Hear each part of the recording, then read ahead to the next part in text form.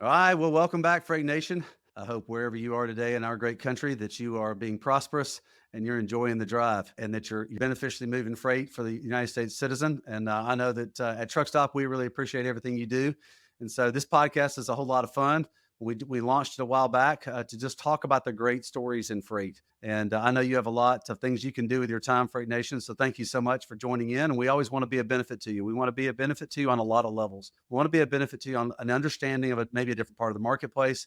We want to help you think about business in a greater way. And we also want you to hear a story that maybe could motivate you to make some additions, some changes, some things like some nuances in your life and in your business that can help you be more successful in moving freight around the United States. And today is a sort of, you're going to get a really good, cool deep dive into a part of the marketplace that I didn't know hardly anything about. But until I got to work at Truckstop, so I'd been 15 years in the marketplace in another part of trucking, but I didn't know anything about the drayage marketplace, the intermodal marketplace. I didn't know anything about this. I just assumed, yeah, that all hits a truck and it all handles by the same people. Well, I pump the brakes and hold on because it doesn't. And I was at a show in Houston, Texas, at a session of this show that talked about intermodal. And there was this person on stage talking about intermodal. And I was like, that is a cool person. Not only were they explaining it to me where I could understand it, they were really fun and entertaining. And on top of that, she's an engineer. So joining me today is one of my dear friends and one of my favorite people in the marketplace because she can help my brain understand drayage and intermodal. Miss Shelli Austin, the president of InTek. Thank you so much, Shelli, for joining me today.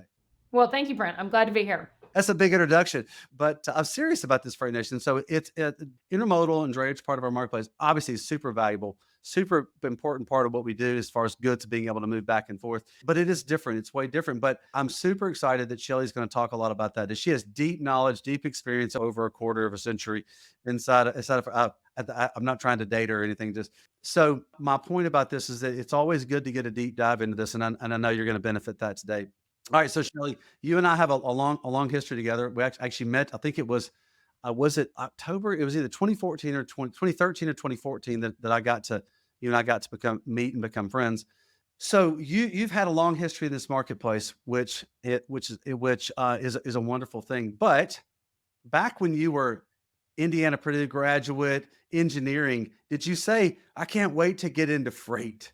So, or was there like I wanna hear the story about how you got to the freight industry and kinda what lined it up for you that you said, "Oh, wow, I can have a career here, and I can create significance for my." Yeah, that was pretty interesting. By the way, Houston was really hot. Do you remember Houston? It was like extremely hot. That conference was, I mean, I love the expo. It's amazing. But that particular one I remember just because opposed to me being in Jacksonville last week when it was freezing. When you go to Florida, it's supposed to be warm. But when we were in Houston, it was just terribly hot. So, but yes, and speaking of, did I know I was going to do this? Absolutely not. I have a really funny story actually. And so my degree is not engineering, although I did take some engineering classes, and I would like to say that I'm an engineer in the intermodal space for sure. But when I started out in school, oddly enough, I started out with a full ride scholarship to Butler University with theater technology. Theater technology. Theater, yes, yes. So I actually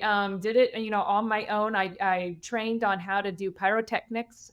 I did most of the backstage stuff. I learned how to cast people's faces, made masks like a witch's mask and a wolf's mask, and all these different things. And so I really enjoyed it, Brent. And I think I felt like that was my focus because I was able to learn something that was different that other people weren't doing. And so I was so excited with this. Now, keep in mind, this very small high school that I went to, and yes, I was a Speedway spark plug. Yes, I know, spark plug, right? And It's just so like an Indianapolis thing. it's an Indianapolis thing, yes. So, in that smaller school, you could do everything. So I was an athlete. I played basketball. I ran track. I ran cross country. I was a band nerd. I played the drums. I was the lead drummer in the band. I'm serious. I even had my own set. You sat behind like a drum kit And or did you do the standard drums, or were you like the performance drums where you've got, like the one out in front of you and you're doing you're all kind of in a line? Oh, Brent, why pick one? I did it all. You did it all. I did it all. Yes. So I did have my drum set. We called it a set. And so I did jazz band, which jazz band was my heart. I love jazz band. And so I had a drum set, and then also we did marching band. And so I was the snare drummer. So, and the thing is, when you're a drummer in band, you play the whole time. Everybody else gets a little break when you're marching, but the drummers, they play the whole time. They got to do all those cadences. You throw your sticks and do something funky and fun. And yeah, so I did that. And so we had concert band, we had stage band, and we had marching band. So did it all. You've been kind of the foundation of a lot of things that you've worked on. Here's what I want you to know, Freight Nation, about being the drummer. And I've learned it because I got several musicians in my family. The drummer is the foundation of the band. They keep the timing, they keep the pace, they keep the energy, they keep every part of it. So if you don't know that about the drummer is very important to the timing and the performance of the entire band. Now my kids, they're band nerds too, but they didn't take on the drums. One's a saxophone and one's a trumpet. So, but carrying on the band tradition. So this is good.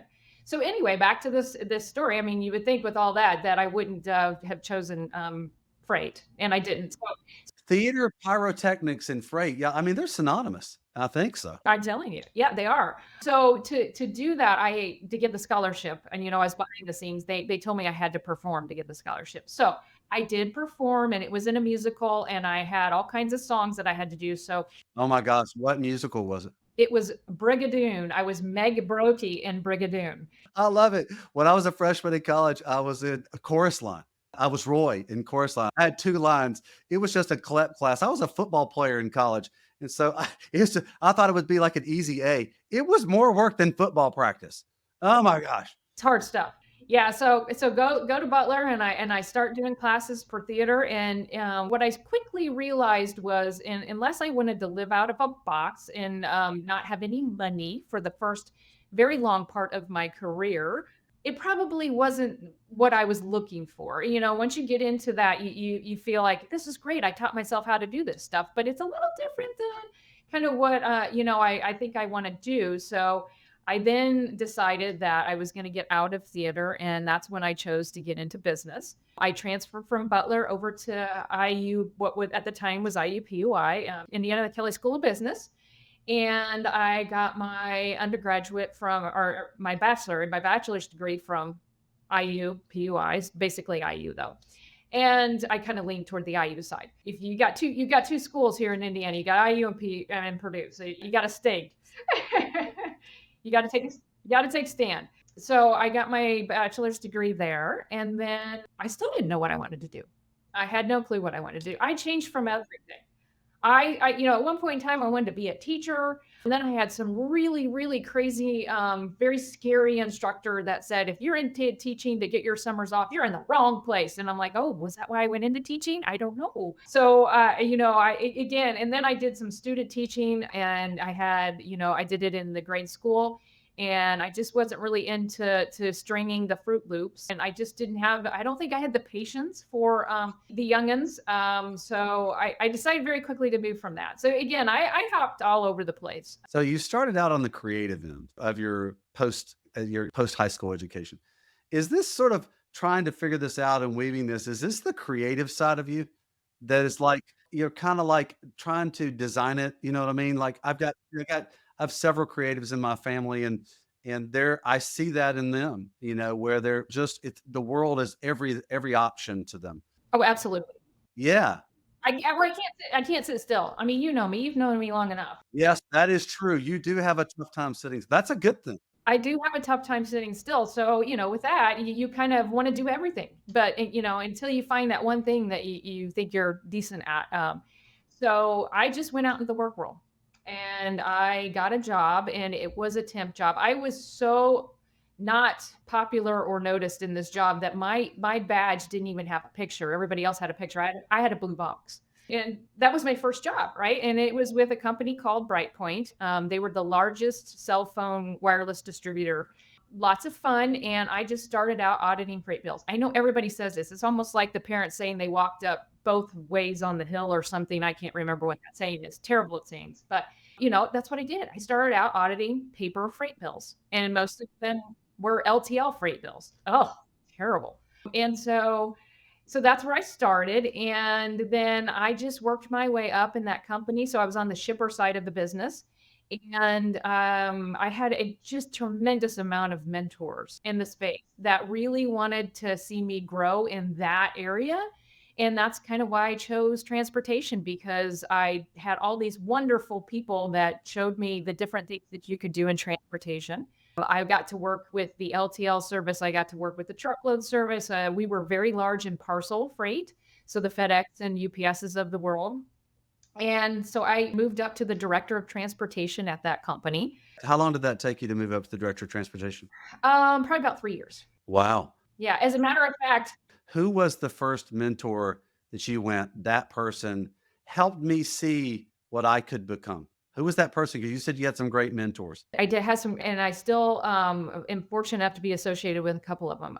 The very first one would have been David Ladd from FedEx, and he kind of was the one that found me while I was, staring over stacks of paper freight mills, and just showed me different things in the transportation industry and how they could be exciting, and he networked me through the FedEx organization, which was really cool because they do so much. And so that he was probably the first one. I would say the second one is my business partner, Rick Lagore, that I am still working with Yeah, today. Rick's a Thank great guy. goodness. Yeah, yeah. Yeah, yeah. I'm very fortunate to still be working with him. And he came into Bright Point later. As a matter of fact, this is a funny story. I hated him. I didn't like him at all. And I didn't want to have a thing to do with him.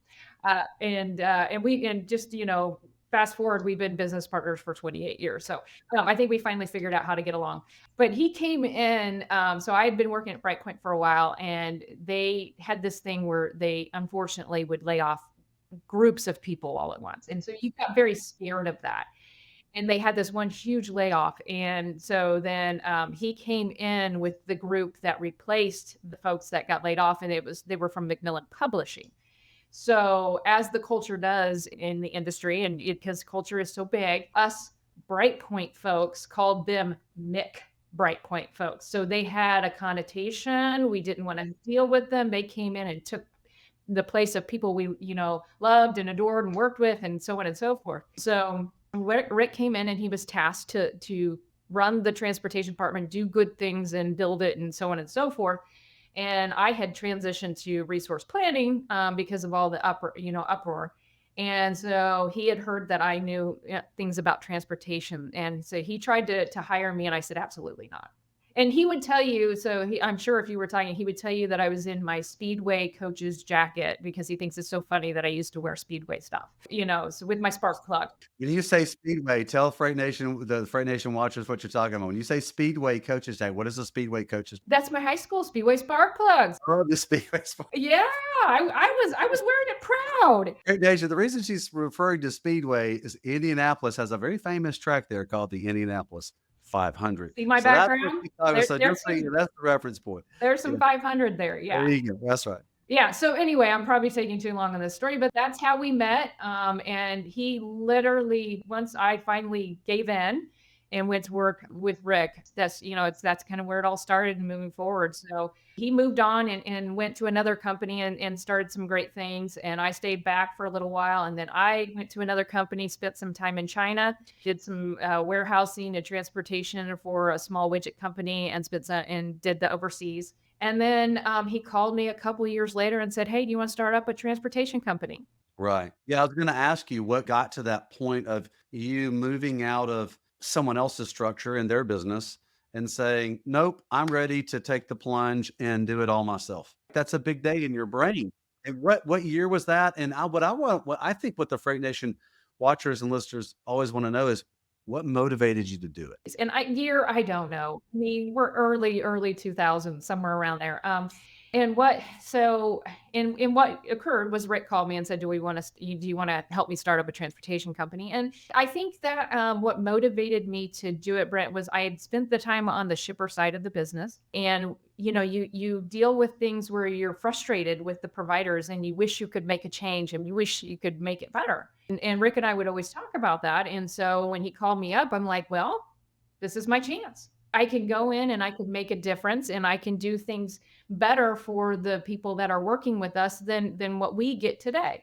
And it is all that creativity, right? It was something I could create. I didn't have to go in and sit in someone else's position and do exactly what they did or have the expectations to do what they did. I could go in and build and create, and that has truly been a driving force for me in my entire career is wanting to constantly build something new, provide something new to our customers. I don't like doing just the same old thing. So that's how it all started. And I said yes. And we went over there. And at the time, we were part of a warehousing organization. And then a few, as we transgressed, Rick and I bought the company from the other two owners.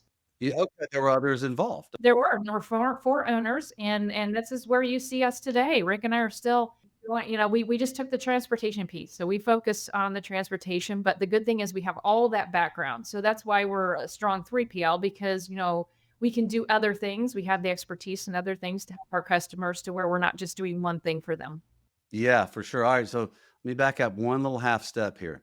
And I want the Freight Nation watchers and listeners to hear you comment on this. How much did your relationship and trust in Rick weigh on your decision to go do this? I say this, Shelli, because nobody accomplishes things alone. I know sometimes people think, oh, there's these rugged cowboys or cowgirls out there or whatever else. There's not. We all need each other. And so the idea of having of somebody you trust, to me, I'd love for you to just talk a little bit about that, about how that helped you make the decision, and then how that helped you in the beginning of being able to get things how you wanted them. So I mentioned to you that I didn't want to have a thing to do with Rick at the beginning. Right, which is a little shocking, right? I think that was good, right? Because it wasn't like, I immediately accepted. There had to be proof on both sides.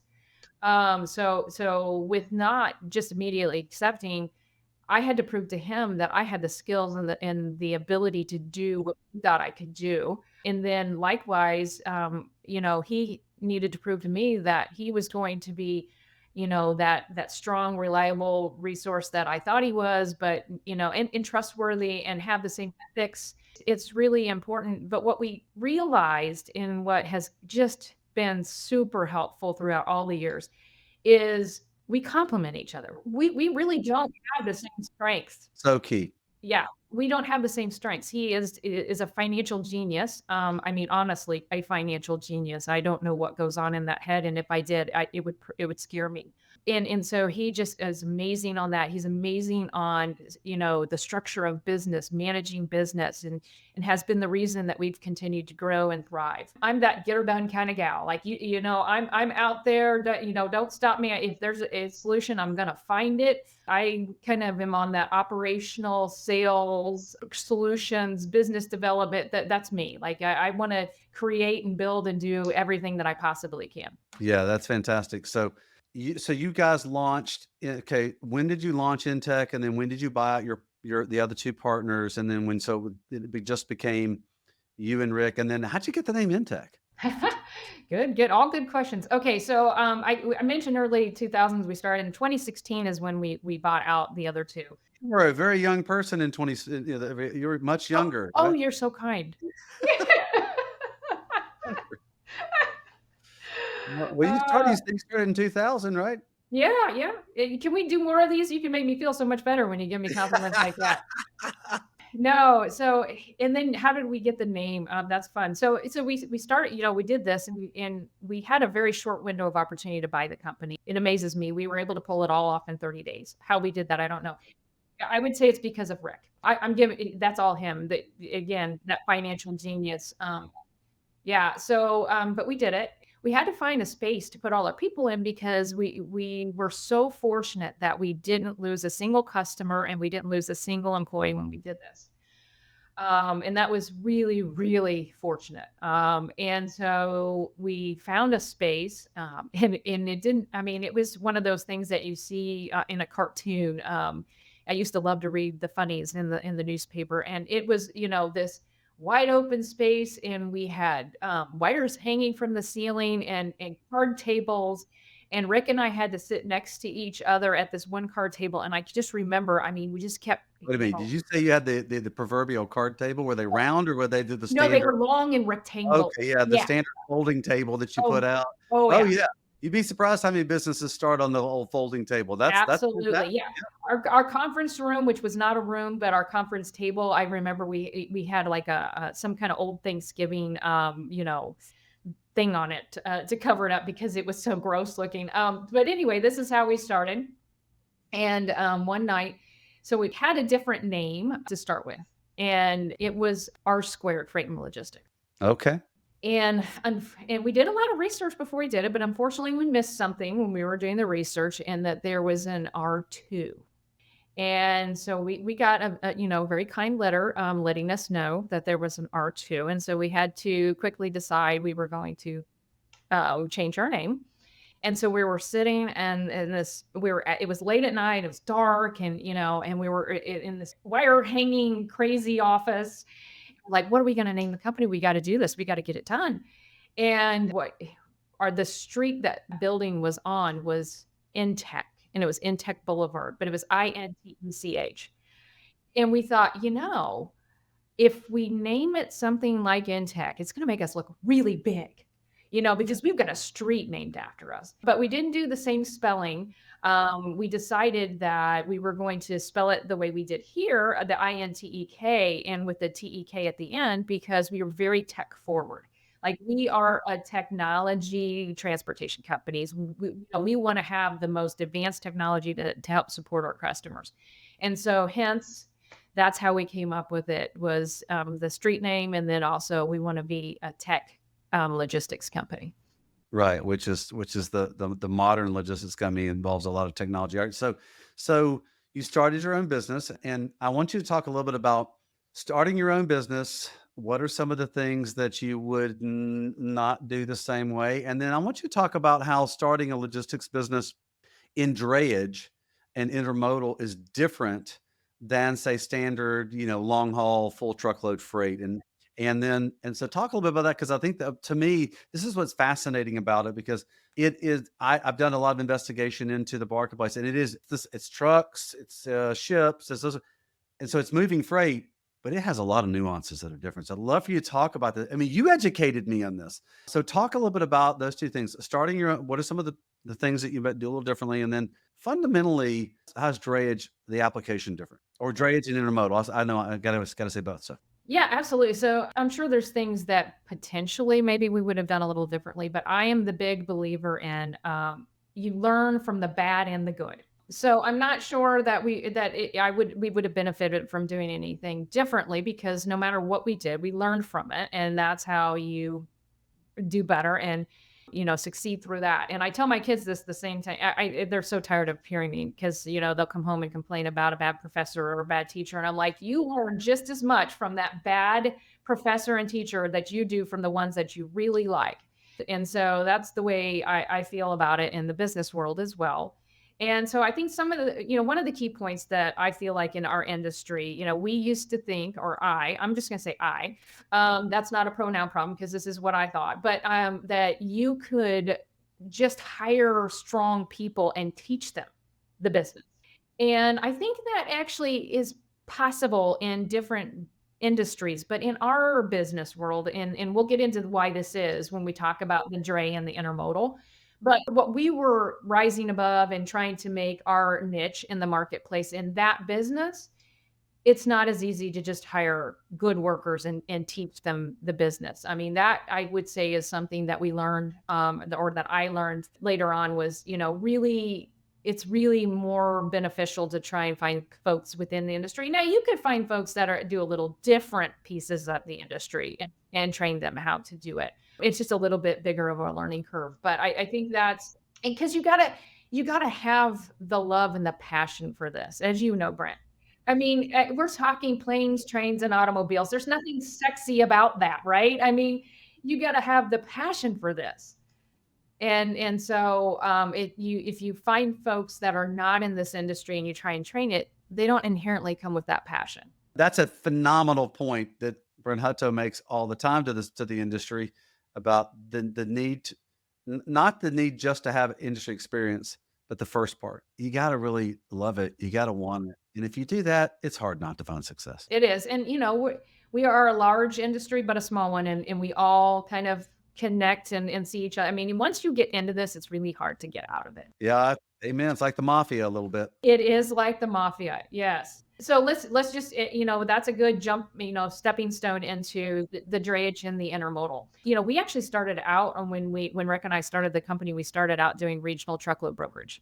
We did not do any intermodal. And we found that it was really hard to make money in small regional truckload brokerage. And this is funny. We come back full circle, and Rick told me he wanted to get into intermodal. And I said, "You're crazy." I did. I said, "I don't want to do that." I said, "It's a slow boat to China. It's damage. It's terrible." I said, "No, we're not going to do that." And he was like, "No, I really think we need to do that." So again, just like I said, I didn't want to work with Rick, and then I ended up working with Rick. Now I tell him we're not doing intermodal, and guess who sits on the board of the IANA Intermodal I was Association? going to bring that up in a minute about how, yeah, isn't that's very, very interesting how you were against it, and now you're on the board, and you were the past chairman of the Intermodal, the International Intermodal Association. So yeah, crazy. So keep going. So here's what made me just totally dive in, and it is my absolute passion now. Intermodal is it. I want to bring every service we possibly can, even new ones, to our customers. And further on in life, I want to educate on it. Like, I love this service, and the reason why I'm so passionate about it is, going back to the theater, it's not easy. And I love it because it's not easy. And I love the fact that for our customers, we can do something that they can't just do on the internet. They can't just go find an intermodal solution on the internet. They have to work with what we call an IFC, which is what we call ourselves, an intermodal marketing company. And it's not easy for them. They can't go direct to the railroads because the railroads are a wholesaler, not a retailer. Yes, yes. Yes. And so this is what made me just completely pivot and turn and agree with Rick's vision, was that, we can do this and add value to whatever we're doing. And instead of just putting money in the middle of it, we're adding value. And that helps me sleep at night, that we're actually adding value to what we do. And it also is fun because we can create different services. So, intermodal. So just for our truck friends that are listening to Freight Nation, which are a lot of them, intermodal is this, I call it the puzzle. It's this, and there's all these different parts and pieces, but you've got the drayage, which is the trucking portion of it on the front end. So that's where you do your pickup. And then you have the rail in the middle. So we've got all of our good friends at the railroads, which I enjoy thoroughly working with the railroads. And so we've got all of our friends at the railroads. So that's the middle part, right? It runs on the rail. And then the final delivery, which is truck again. So you got truck, rail, truck. And there's different providers, different ways, different box types, all kinds of different things on all three of those pieces. So you have to be very knowledgeable on how you're going to execute those three pieces to make sure that the intermodal solution is still cheaper than truck, because that's the whole point, right? People want to do truckload conversion to intermodal because it should be cheaper. Now, there's some other pieces on intermodal throughout the years. I mean, it's sustainability. That sustainability is really, really big because everybody is looking for sustainable solutions in the truck space. We've already got it. If you're a broker and your customer saying, "I need to mark that box of sustainability and I need to have a solution." If I were a truck broker and never got into intermodal, that would be the first thing I would figure out how to do, is how do I get intermodal solutions to add to my truck solution so that I can help my customer get to that sustainability goal. Yeah, for sure. So you're talking about like carbon footprint reduction, all that sort of thing. So Freight Nation, that's what Shelly's talking about. She's saying that, and it's true because I've heard this from many other really large players that are in the intermodal drayage type segment. They talk about lowering the carbon footprint. The fastest way to do it is to find the most efficient way within the intermodal movement, that all the way across the board, to lower that. And granted, a lot of it applies to scale, but if you've got that as a goal, then certainly. So keep going. That's a fantastic point of view. Yeah, so that is one thing that I think is a huge win. Some of the other things that are a huge win on the rail is, everybody's into this fraud and theft, and it's really, really big in our industry right now. And I'm not going to sit here and tell you that it's not an intermodal, but I can tell you that there's different versions of an intermodal that are a little less impact. So fraud is a little less in intermodal. I think fraud and theft are two different things. And so, I'm going to state them as two different things. So the fraud is more of posing as somebody you're not and then taking the cargo. Whereas straight theft to me is like, I want that, I'm breaking into that, and I'm getting that. So you've got a lot of fraud in the truck industry. And then in the intermodal space, you do have some theft. I mean, the railroads are working really, really hard on that. But you have less theft as long as it keeps moving. So where you see the theft on the cargo in with the railroads in the intermodal is if it's moving and then it stops. Then it's easy for somebody to get, peg it and get into it. But if you find solutions where you keep that moving, think about it. It's really hard to steal something on a moving train. It's not very easy, and especially if it's in the bottom well of a train. So when you talk about like cross border, I mean, we're big on the Mexico. We want to grow Mexico this year in all kinds of ways. And if you think about that, that's one huge issue in Mexico, right? It is theft, and they're having troubles keeping drivers and everything else. So if you think about the intermodal is moving on that train. It's not stopping. And we have steel wheel services. So it's not stopping at the border. It's going all the way through. So it's safer. It's cheaper. And the transit times on the railroads right now for most really good intermodal lanes, you're talking one truck plus 1 day. Where, let's go back to Shelli doesn't want to do it because it's the slow boat to China. Here I go again, prove wrong again. But it's great. And then some of it, I mean, I kid you not, Brent, some of them are meeting truck transit. So you got some of your California to Chicago that probably beat truck a little bit because if the truck stopped at the J&J and spent a little too much time there, that train is beating it. So the transit times have really improved. The railroads constantly work on their service capabilities. And so it's a lot of fun to see the growth of intermodal from when we started in it and I was opposed to it to where it's at today. And it has so many growth opportunities. It's not landlocked. Intermodal's not landlocked, right? Like literally that you can continue to grow it. You can continue to build routes. And, we just talked about Mexico. You've got Mexico to, that cross border, and you got Mexico and Canada, and you could do Mexico all the way to Canada, Canada all the way to Mexico, or you can do, vice versa, but there's all kinds of cross border opportunities. So it's the puzzle. If you don't want to do the same thing every day and you want to put something together and create a new solution, intermodal is the place to be.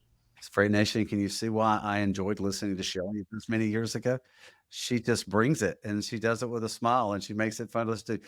And I'm sorry that I really thought you were an engineer for some reason. Because I like building the solutions. The creative side of my friend here. So I want to talk about a couple things, and so we got about 7 or 8 minutes left, and I want to talk about your involvement with IANA, with the Intermodal Association, and about your involvement there and about why you're involved. And then I want to come back to, and I want you to close with this because you talked about the mentors that helped you. All right. And so I want to know, how are you applying your level of expertise as a mentor to others, and how's that helping others? So let's talk a little bit about why be involved in associations and your involvement and those sort of things. And then I want to talk about you being a mentor to others and how that shaped you and your mentorship and how you're helping others, because I know you do. So all right, let's talk about IANA. Define it for us. It's IANA, which is Intermodal Association of North America. I would have been really in trouble if I got that wrong, by the way. past chairman and board member. Yes, you would. But yes, I would have. So just to kind of, you talk about mentors. There were a couple other mentors that later on in my career, and they're the ones that got me started in the organization work. So to start off with was Sam Nennis from the Norfolk. Oh, great guy. Yeah. Yeah, and I met Sam the same day I met you. You did, and the reason why is because we were at TIA, and I did go. My first board activity was with the TIA, and I replaced Sam on the board of TIA, and then spearhead. So TIA didn't used to have an intermodal committee, and Sam and then the next person I'm going to mention, we all kind of took the charge and created the intermodal committee that is very strong right now and very impactful with the TIA. And that other person is Jeff Brashears. Oh, of course. Yeah. And Jeff Brashears is one of those just awesome, awesome. Most people know him. If you're in the railroad industry and you don't know Jeff Brashears, you're missing out. And is an expert and has taught me so many things in the intermodal space.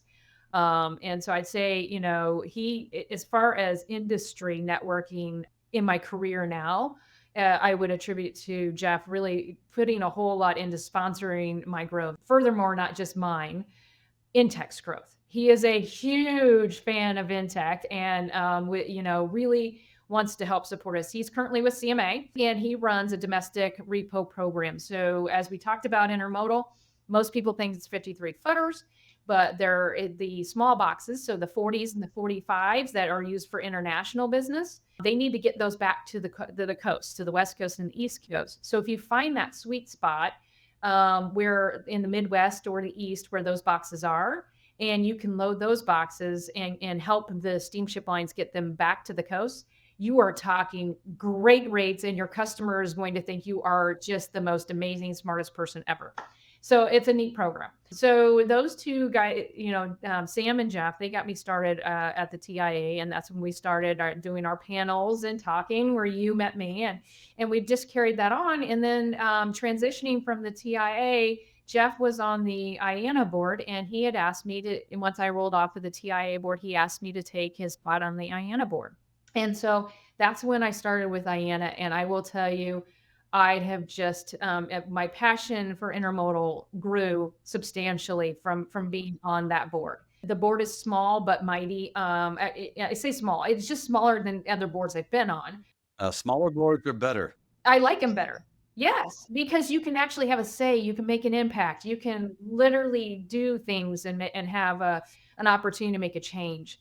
And IANA has so much growth ahead of it. We're super, excited. Joni Casey, who was the previous CEO, she took it to such a great level, and now she has retired, and we have Anne, who was at TIA, and she is now. Yep, she is now the CEO and has a just amazing opportunity ahead to let us all put IANA on the map and make sure that we're doing great things for the intermodal industry. So, a lot of why I love it so much is because there's all the so that you've got the railroads on there. So I get to see and talk with our railroad friends.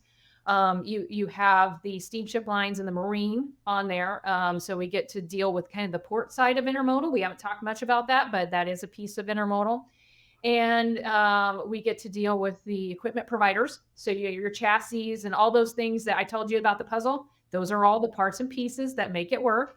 And so, and then us, the 3PL side of the business, and I'm probably missing one, but you've got these different modes. So you get to literally associate with everybody that makes intermodal work. There's not one group on that board that doesn't have to come together and collaborate. And that's why I love it.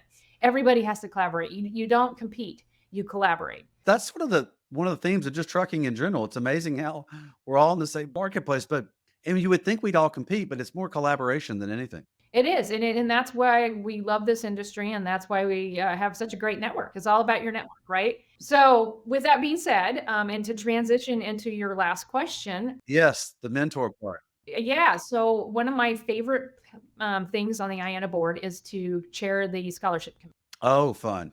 And I've been doing that for a while. And one of my favorite activities on that is at Expo every year, we have a student case competition. And so the scholarship committee, we actually give scholarships to the colleges. And then those colleges come together at the expo. They travel there and they have teams, and we give them a case that's related to intermodal. And they literally have 5 hours to come up with a solution for that case, and it's very real world stuff. It's so cool. And then I get to judge it, so I love that. And so we get to judge and see what creativity they come up with and how they execute their response. In the first part, they get those 5 hours, but then there's a round 2 where it's literally off the cuff. Like, we get to ask them many questions, and they just have to be able to come up with it on their own. So absolutely love that. So that's kind of part of giving back. I'm on the IU Kelly School of Business Transportation Board, and get to work with phenomenal people there that have all been in the industry.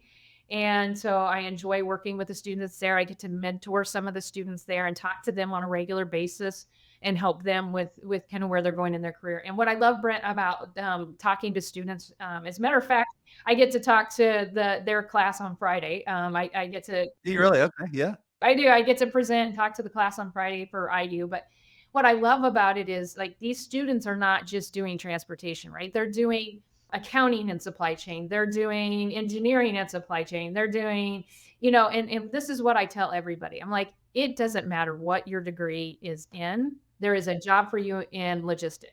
Oh my goodness. I say that all. What? Say that again. Just say it again, please. Yeah, it doesn't matter what degree you're in. There is a job for you in logistics, and it is a fun one. But and it is different. This is why, like, accounting in logistics is not bank accounting.